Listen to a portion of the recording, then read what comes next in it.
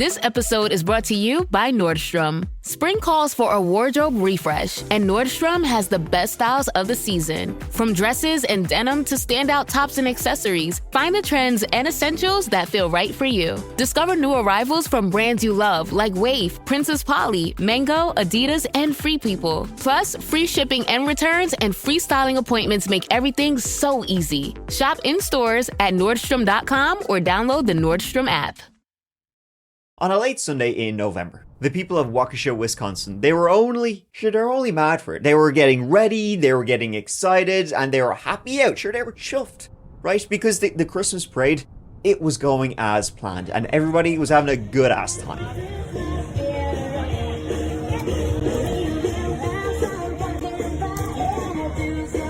But we're not going to talk too much about the good side of the parade, unfortunately. We're gonna go straight to when it went from a good ass time to the direct opposite of that.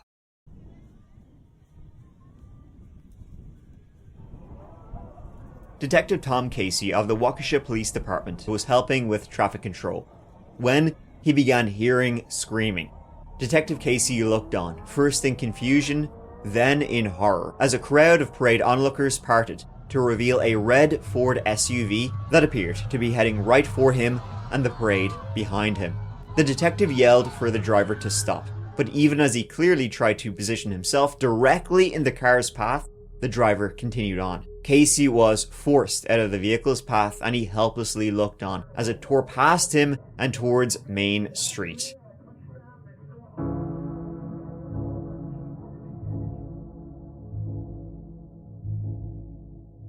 As the SUV was actually going past Casey, it was going slow enough at this point that he was able to actually pound his fist onto the windshield, demanding it stop. As you can imagine, punching a car does not make it stop. Once the vehicle cleared him, before it had even gotten into the parade, Casey had called for assistance as something was going horribly wrong with the parade.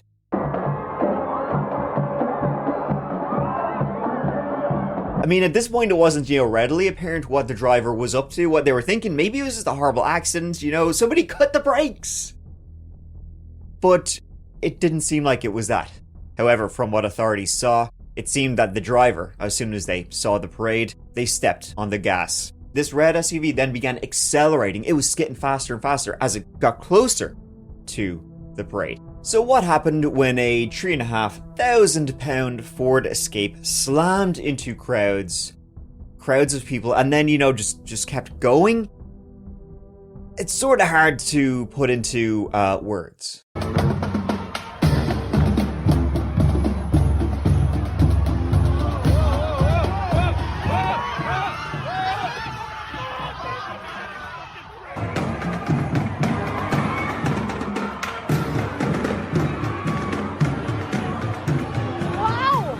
Along its route, the Ford ran through dozens of people, beginning with the Dancing Grannies, through the Waukesha South Marching Band, Burris Logistics, Waukesha Blazers baseball team, Waukesha Extreme Dancing Group, all the way to the team from Citizens Bank.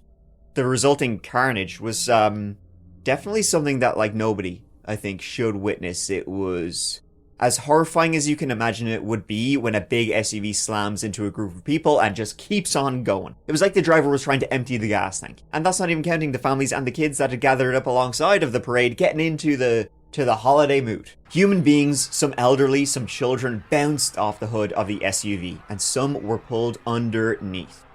Witnesses would later describe seeing the vehicle literally back over bodies as it tried to get clear and keep going.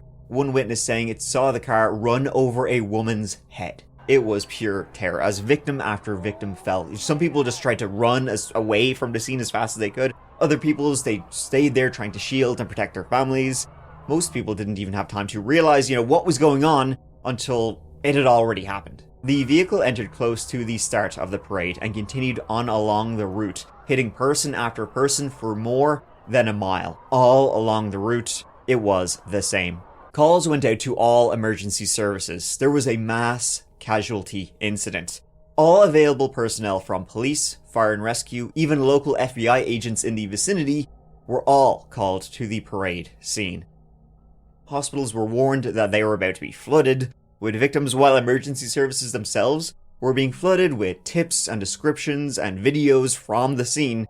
Nobody knew what the shit had just happened. The most obviously and critically injured were put into ambulances, others into cars. ProHealth Waukesha Memorial Hospital was closest, a little over a mile away, and nurses from ProHealth had been participating in the parade and had just phoned their colleagues ahead of the first patients coming through the doors, which would only be 2 or 3 minutes later. The response was swift and dramatic. Within an hour of the incident starting to unfold, several of the devastated victims were already undergoing surgery at Aurora Summit Medical Center, 15 miles from the parade route. Ultimately, 5 people would lose their lives on the day of the parade. One more than the day after. 6 children required emergency surgery the day of the parade, and then the next day another 2 kids had to have emergency surgery to try and save their lives. Now, the majority of the dead were members of this dance troupe called the Dancing Grannies. The troupe had lost three beloved members. Virginia Ginny Sorensen and Tamara Durand were killed almost instantly. Ginny had been at the back carrying the group's banner. The third member killed was Leanna Owen. Victim number 4 was also connected to the dance group. 81-year-old Wilhelm Hospel's wife, Lola, had been performing with the group that day. Wilhelm had driven his wife and several of her pals to the parade, as he had done at plenty of events before. This time, though, Lola would be going home alone, as Wilhelm was killed watching his wife perform in the group. The 5th adult victim was 52-year-old teller at Citizens Bank, Jane Coolidge. Jane had been marching in the parade with her colleagues when the SUV had ripped through the revelers. By the Tuesday evening after the attack, the news broke. A 6th victim had succumbed to their injuries, and it was even more tragic than the previous 5, as this time it was 8-year-old Jackson Sparks.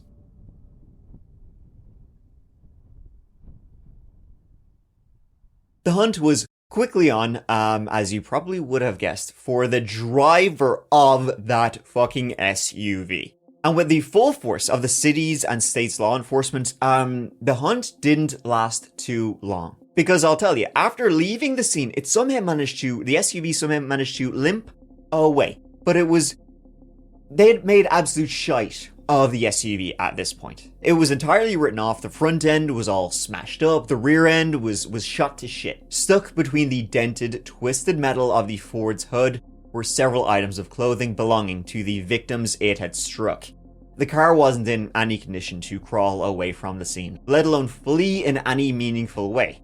The driver did, though, manage to get away from the immediate scene, but was forced to ditch the car, which soon would have everybody in the city looking for it.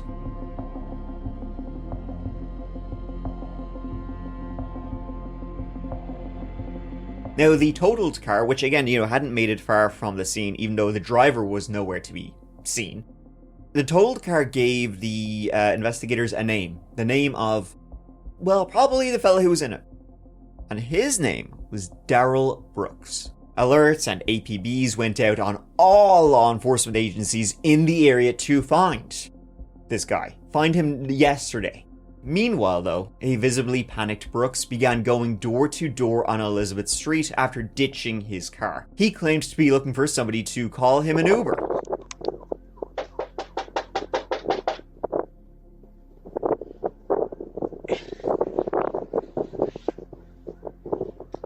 Hey, I called an Uber, and I'm supposed to be waiting for it over here, but I don't know when it's coming. Can you call it for me, please? He would eventually find himself at the home of Daniel Ryder, who opened his home to Brooks after he had claimed to be homeless and in need. Ryder saw that Brooks had no coat or shoes, despite how it was below freezing that evening. Not only did Daniel Ryder give Darrell Brooks his own jacket and a sandwich, he also offered to find him a pair of shoes too. Ryder, of course, had no idea of the reality behind Brooks needing to get out of Dodge, and calmly watched as Brooks called his mother on Ryder's phone, though he'd only learned the identity of the person on the other end of the line when she called the number back later on. Now Daniel Ryder, who had let this guy in, how you doing? He let him in out of the kindness of his heart. This guy who was looking kind of shady and demanding to get off the street. He would only sort of realize, like, what this shit is all this about when he saw, like, a lot, like copious amounts of police cars and sirens going off, driving down his street, very clearly looking for somebody. Maybe it's the guy who was desperate to get off the street, you just let it know, probably not him. It was in fact shortly after that one of Ryder's neighbours, they recognized that Darrell Brooks was the man on the run because he just kind of ran into a whole parade of people. What's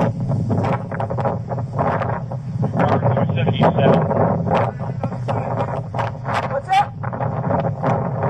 Hands up! Put your hands where I can see them! Put your hands up! Hands up! Hands up! Get on the ground! Get on the ground! Do it now! Hey, take them one of the hospitals for a plan here. What did I do? Lay on your stomach. What did I do? Officers would arrive and in fact end up detaining Darrell Brooks without too much of a fuss. And during them arresting him, a sandwich happened to fall out of Darrell Brooks's pocket. Pocket sandwich. I just used somebody's phone to call for a living, that's all. Oh, okay. That's what I need. Yeah, we'll mail 1026 to blackmail and ready short leisure. I'll tell you what. Okay. If everything turns out to be on the up and up, life will be good, and you'll be on your way, all right? I got it. Do you have any weapons on you? No. What's your name, guy? 9209. I just told her my name. What did you tell Park? Yes, sir. What's your first name? Darrell Brooks? Yes, sir. Additional victims to return in the next block.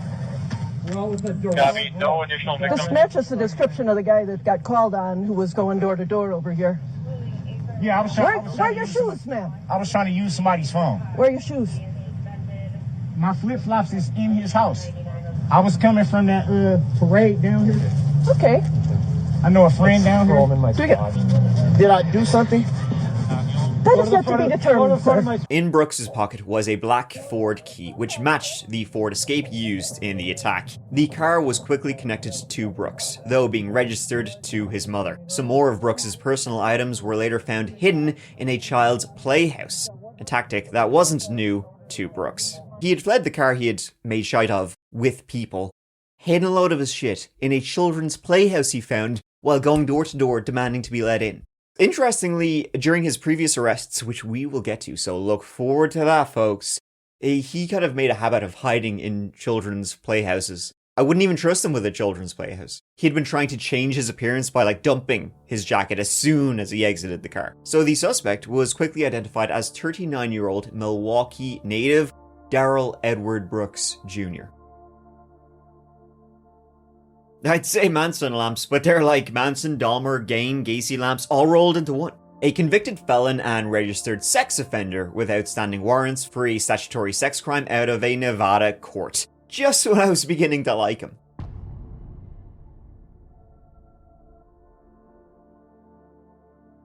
Darrell Brooks was born February 21st, 1982, raised by a single mother. He was named Darrell Brooks because the word shite was already taken. Darrell Brooks' criminal history went all the way back to September 5th, 1999, when he was first arrested and charged as a junior in high school with inflicting substantial bodily harm, a felony, at just 18 years of age.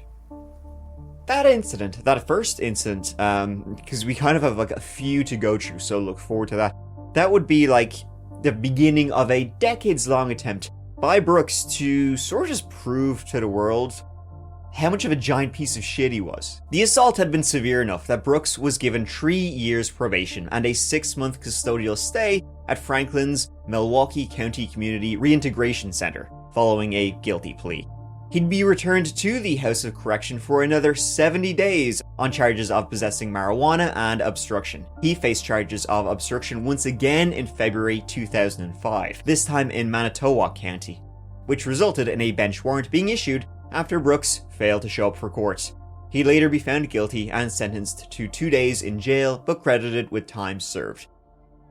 I mean, he was collecting charges and convictions like they were Pokemon cards, like they were Skittles. He couldn't get enough of them. It was mad for him. But the most significant and telling escalation in Brooks's criminal behavior came in November 2006 in a place called Sparks, Nevada, because that was when he found himself facing felony charges of statutory sexual seduction. See, these charges related to Brooks getting into a romantic relationship with a 15-year-old girl, who then got pregnant as a result. Now, that case came to a close in March 2007 when he pleaded guilty, and he was sentenced to like anywhere between 1 to 3 years. He served about half of that, about a year and a half. He was released in September 2009, and you know what?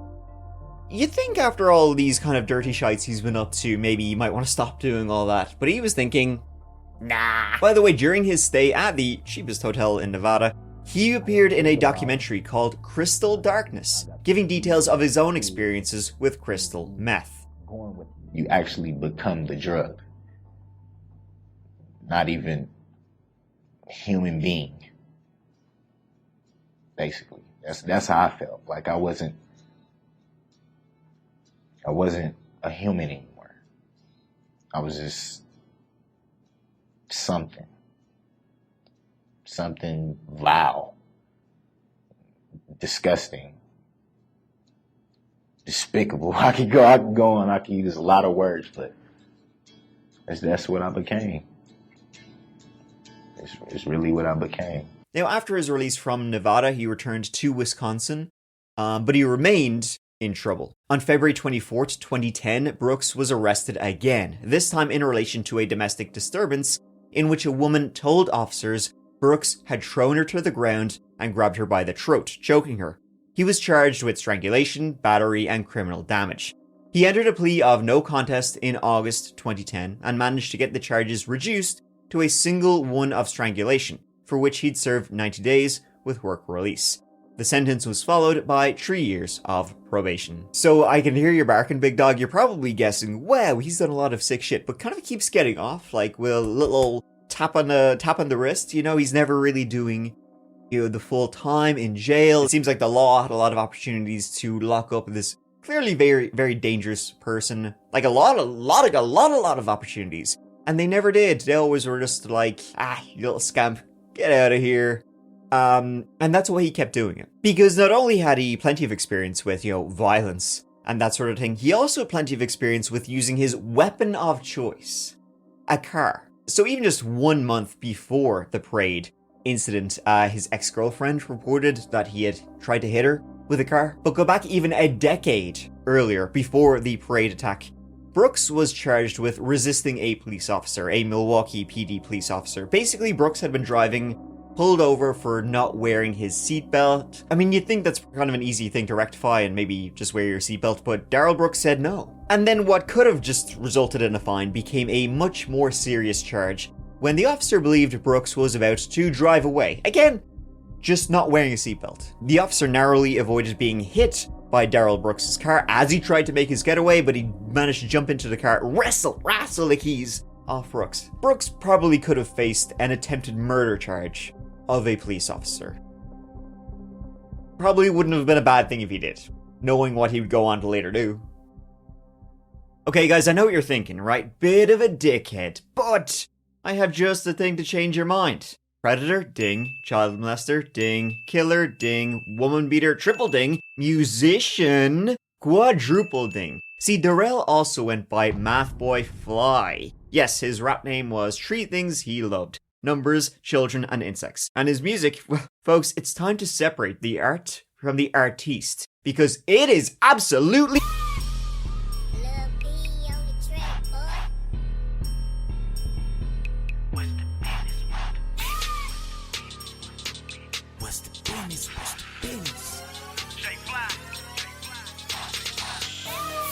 Jumping off the train like what's the business? I'ma pull up with the yay like what's the business? Eating lunch with the blood like what's the business? AR double drum like what's the business?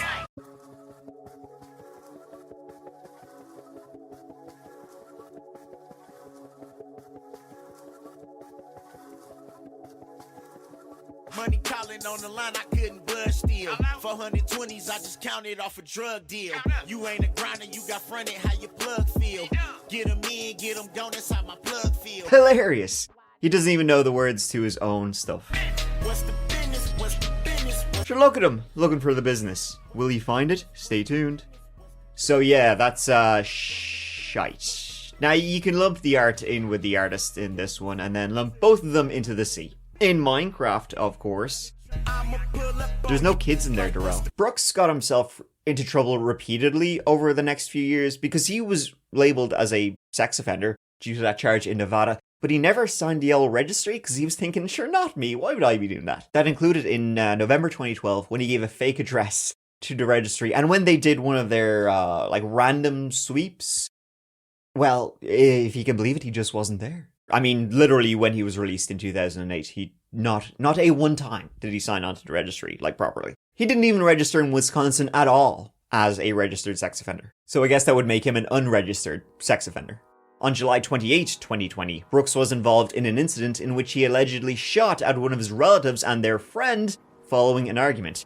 No one was injured, but Brooks was charged with 2 counts of recklessly endangering safety and a single count of possessing a firearm as a felon.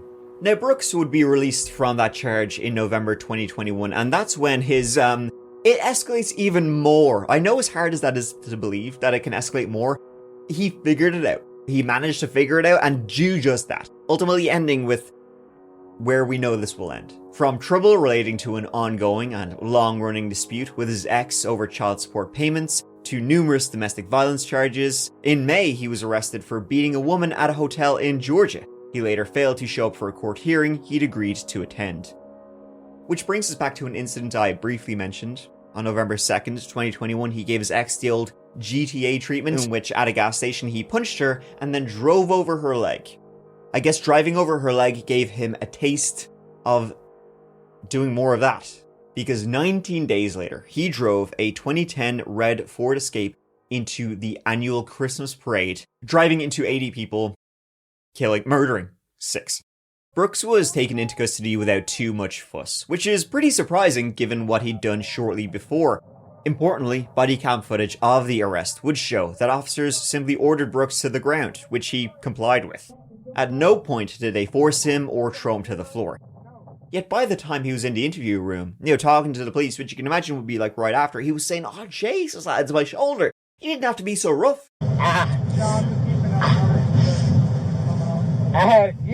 You injured at all, dude? Yeah. What hurts? When they slammed me, my knee, I already have an injury. Spread your feet for me. Okay, yes. That's my ID. It certainly is. Yes.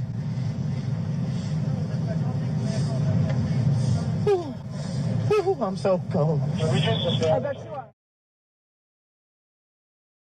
And God bless the interviewing detectives who had to try and navigate Brooks's constant attempts to try and derail the entire line of questioning. Initially, when Darrell was arrested, police didn't even tell him it was in relation to the Christmas parade attack. They said they brought him in about some domestic abuse charges, that his baby mama was giving out about him as usual. Domestic abuse, which one, am I right?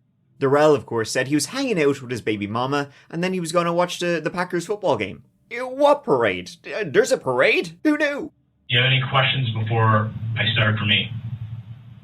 Only thing I want to know is, what in the heck am I being charged with anything? I'm just trying to figure out how you got here. Yeah, I know, but it seemed like you trying to, spin me up or something. I'm just asking how you got here. Whose car did you drive out here? I didn't drive at all. Whose car did you come out here in? My friend. Okay, right. What kind of car is it? Well, do you want to tell me about the car? Just go another couple minutes. Yeah, but I got to call him. I can come back, but listen, I'm willing to listen, Carpenter. You've been straight up with me. You've been straight up with me, right? All I'm saying is I just want to know what I'm looking at and if I can just notify my girls. That's it. I don't have a problem with talking to you guys at all. I just want to know what am I looking at. So what happened, Darrell, where you ended up? So I know you say you're not familiar with the area. So At all. I'll lay this out for you. How did you end up at a guy's house asking to use his phone without your phone in your shoes? You understand where that's kind of weird? How did you get to be over there? What happened? And I just have concerns if I fact check that Darrell's not telling me the truth. So why did we find you with a car key in your pocket? It wasn't in my pocket. I don't even know where they said that was laying on the ground. That's yours.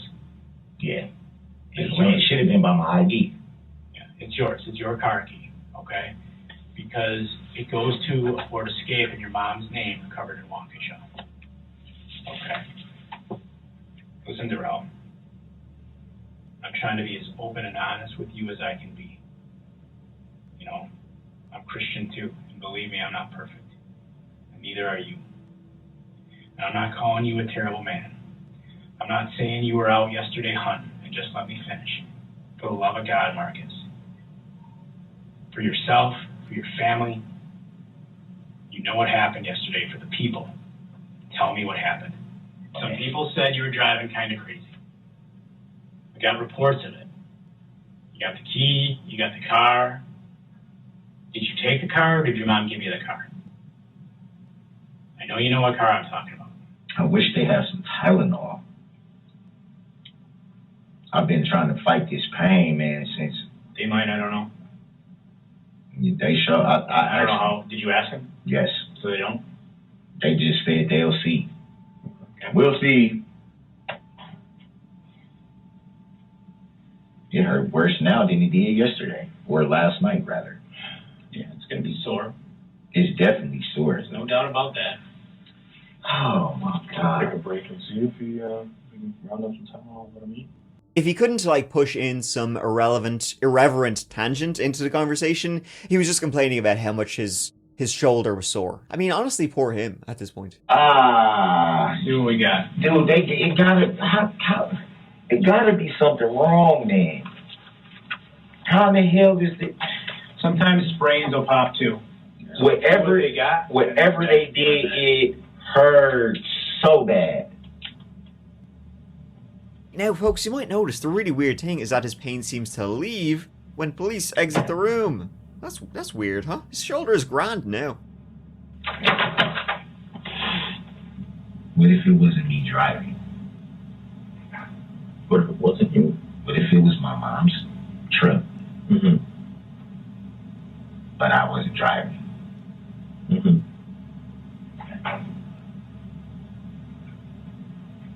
What if it was you? What if it wasn't me? Mm-hmm. Who else would it be?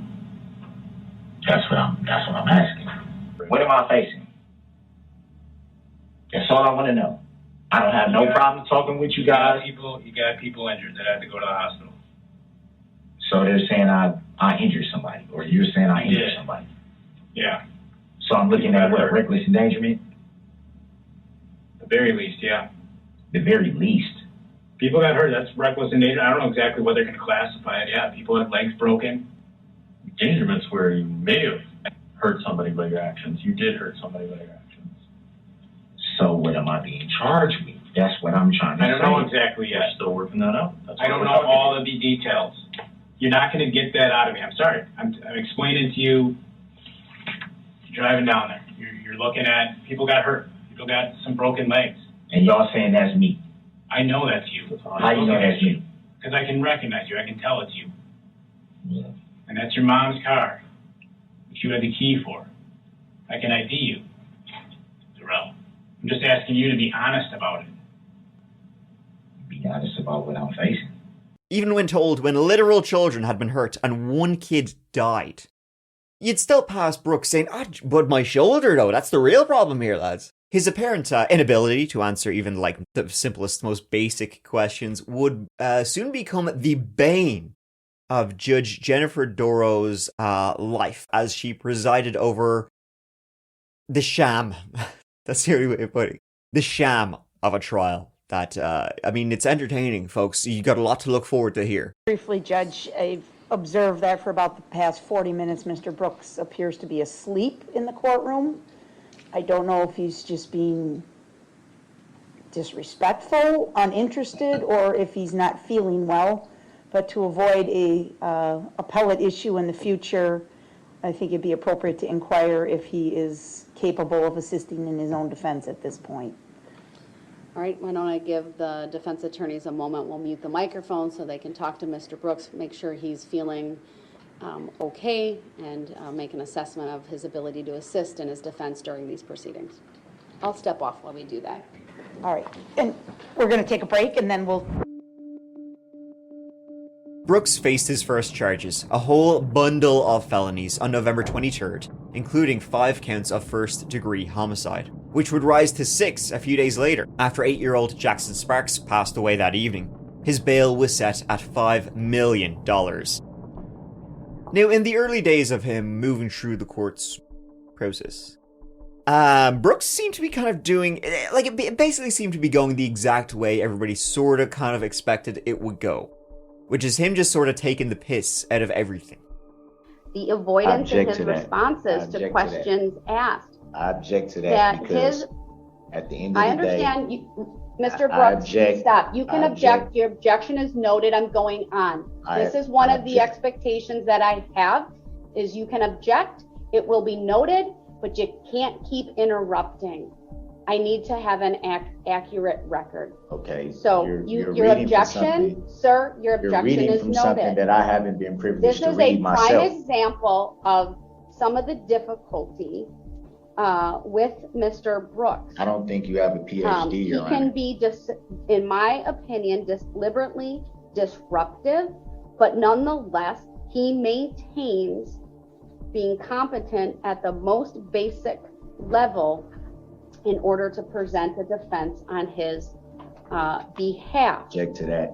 Initially, Brooks had appointed court lawyers ready to represent him. They were the ones who would help him enter his plea of not guilty by reason of mental disease or defect. Early on, they also filed requests for a change of judge and venue. The first was granted. He did get a change of judge, though I'm sure in retrospect Brooks wished it hadn't gone through. Consider it's the reason he would end up face to face with Judge Jennifer Darrell. The change of venue, though, request that was denied. Brooks's insanity defense would also be withdrawn a couple of months after first being entered, following reports of court-ordered psychiatric tests. So you can probably guess that them withdrawing the plea of guilty by insanity, he knew the reports were not going to say he was insane, so he was shit out of luck. I cannot say that this is one of those narrow class of Mr. Brooks. Stop. Which is my First Amendment right to be able to say what I want. Mr. Brooks, your rights do not involve interrupting me. That's the, I objected. I didn't interrupt. The procedure that we will follow. At trial, what's going to happen if you continue to do that is you will be admonished in front of the jury. That's fine. If you continue that. That's fine. Like I said, this is not one of the narrow class of cases in which a defendant may not be competent to represent himself because there's no evidence before the court to suggest he has a severe mental illness. So while Brooks wasn't, the trial was as insane as any you will ever see. I'm sure you've seen some clips already. That's thanks largely to a ruling in September of 2022 when Judge Jennifer Darrell, she granted. She said, hell yeah, you can dismiss your court-appointed lawyers and representatives. You can dismiss them. You want to do this yourself, big guy? Great. Mr. Brooks, sit up here, act like you know me. People like you don't, y'all Mr. you Brooks. don't know nothing about where I come from. Mr. Brooks. You push me, dog. Don't push back then. Mr. Brooks. Don't push back. Push me again. Mr. Brooks, we have to continue with this hearing. Want to talk to the judge or not? No, I'm worried about, man, don't put your hand on me, dude. Nobody put their hands on you. Yeah, they better not put their hand on me. Okay, Mr. Brooks, you need to look at me for a minute, okay? Why? To listen to all this political stuff y'all got going on? Mr. Brooks, I'm more concerned about... Don't touch me, dog. Stay seated. All right, we're going to take a break and we're going to come back after lunch. I'm not going to do this with him right now. He needs to be here. He's not cooperating. I'm going to give you the warning, Mr. I will give you the warning that if you continue to interrupt when we go back on the record, you will forfeit your right to be in the courtroom today. Yeah, that's like basically the entire trial in a nutshell. Like this is the perfect example of you may have heard of the Dunning-Kruger effect. It's basically that some people, the stupider you are, the smarter you believe you are. So you find dumb people are very confident, which they should not be. And this is a prime example right here. Like, reading a sentence and understanding a sentence, not exactly the same thing, and I don't think that Brooks read a lot about the law in the lead up to the trial, which honestly sort of just makes it more entertaining. And anything he did read, he sure as shit didn't understand. Is he still object able? to that, Your Honor. I'm not allowed Sir, to her keep. answer stands. There's no question to which to I object. object to that. There is. You can't testify at the moment. If you want to provide further information after she is done testifying, I will give you that opportunity. Your objection is overruled. Will she be able to stay right there so I can ask the question? You have got to stop. It's fine if you object. I will rule on it as I deem appropriate under the rules of evidence, which, by the way, I provided a copy for you. See that big book over there? No, it has the criminal statutes. I don't see it. It has the traffic code. It has the don't rules see of evidence. Well, it's on your table. It's behind the microphone, and it's there. I've provided it to you as a courtesy so that you have that available you did not to provide you. anything to me. In short, the prosecution, being a team of highly trained and well-read lawyers with years and years of trial experience between them, presented the state's case with a thorough professionalism. They called dozens of witnesses, presented hundreds of items of evidence, and carefully detailed the narrative of the day in question based on the facts available. Brooks, by the way, he saw them do this and was like, nah, he did none of that. He said, sure, why would I be fucking nerds? I'm not doing shit. Hey, crazy beats strong every time, and he's gonna crazy his way out of this one. Obviously, I don't have any rehearsed or well-prepared speech, so I'm just gonna speak from the heart. There's always two sides to every story. When it came time for opening arguments, for example, you know when the defense and the prosecution, usually time to do kind of an outline, a broad outline of what they're going to be yapping away about. Brooks instead decided, I'm not gonna tell you what I'm about. I'm gonna tell you how I feel. I basically just gave this like hilarious, like rambling, incoherent, big long diatribe of shite. Sorry, I'm getting a little emotional. It's easy to disregard a lot of factors, a lot of misunderstanding. Something he did, by the way, throughout the trial, and again at his closing argument.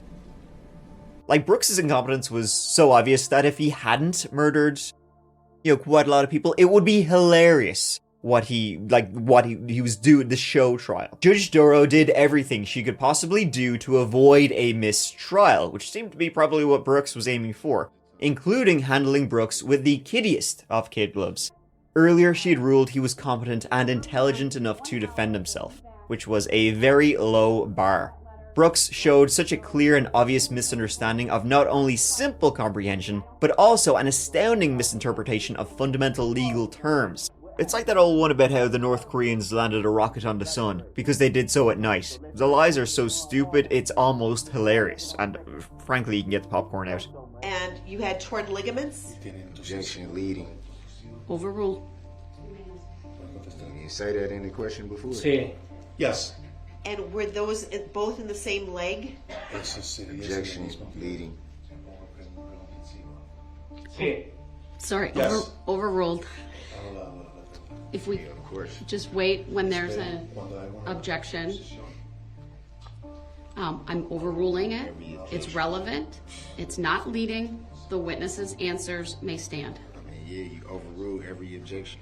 And the jury will disregard the additional commentary made by Mr. Brooks at this time. Judicial misconduct at his findings.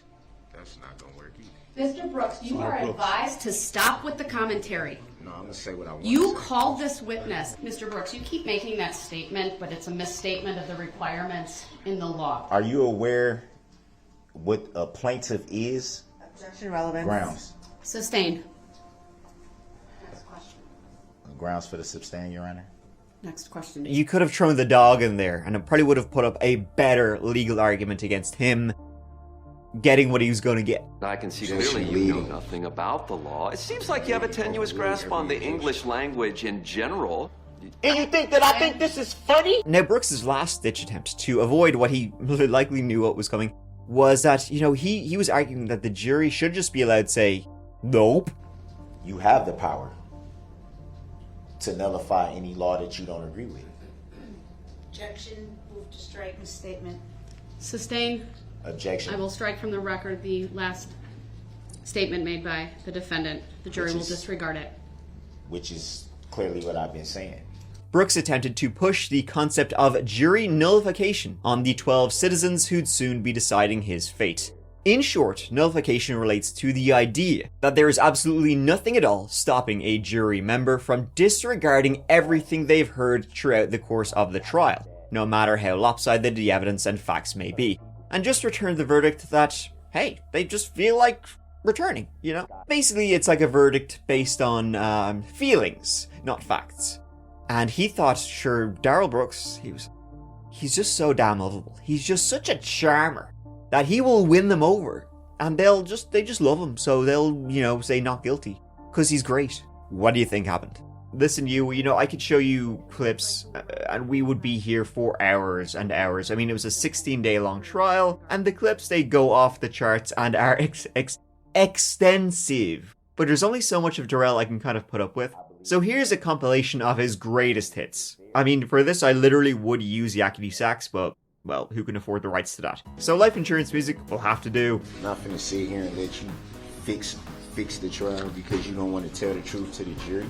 Mr. Brooks, please stop. Once So again, we can Mr. open the Brooks door is on. being We can loud, open the door on how old she told me she was. interrupting. We can ask that question he is too. Then over the Did you top ask that? animated Do you right know now. that? Mr. Brooks, I'm ordering you to sit down and to let the No, state finish. no, I'm not going to sit here and let somebody be inaccurate on the record. I don't take this as a game. That's what nobody. That's what nobody. You don't got to explain nothing to me. That's what you don't understand. You think that this is a whole game to me. This is not a game to me, Your Honor. Nothing about this is a joke. That's what y'all don't understand. Your life is not on the line. Mine is. And you think that I think this is funny? I don't think it's funny whatsoever. So as long as the jury's out, we should probably discuss that. I would like to provide the defendant and the court with a copy. So that had to be said. So it's the defendant. So she alleged record of ableist. Stop talking. All right, I need to take a break. This man right now is having a stare down with me. It's very disrespectful. He pounded his fist. Frankly, it makes me scared. Just a reminder to everyone that I do expect everyone in the courtroom to demonstrate appropriate decorum and courtesy as the verdicts are read and refrain from audible responses. Any disruptions may result in removal from the courtroom.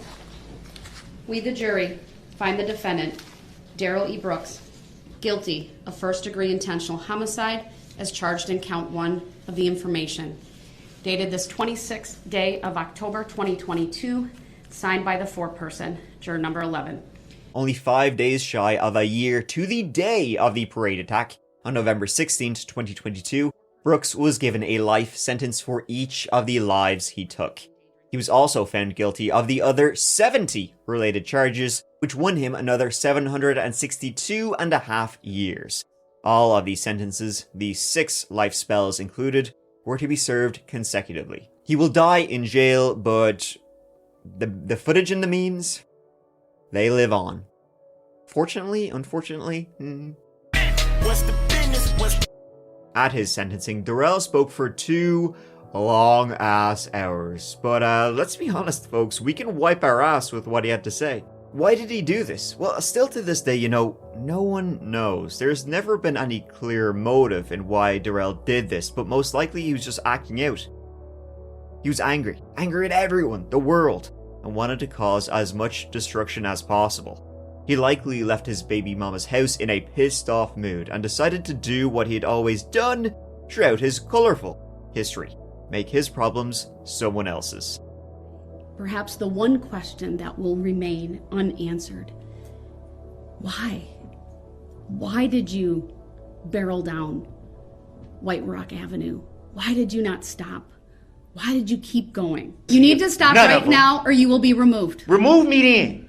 All right, he will be removed. He cannot simply stay quiet when this court talks. Anyway, I don't consent to this. Just like I told you, I don't know the. We'll be in recess until he's removed to the other courtroom. I don't even understand the true nature and cause.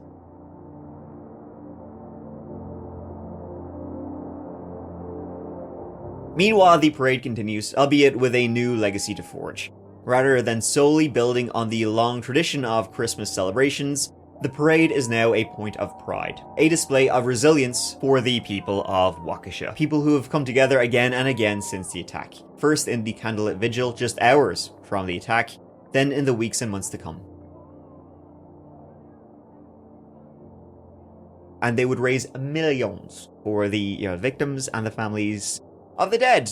While Darrell Brooks is in prison, you could probably make a pretty good reality TV show out of that. Oh, and Darrell Brooks is appealing his sentence, so there's that. Good luck, pal. I think it will go swimmingly for you, like everything has always done.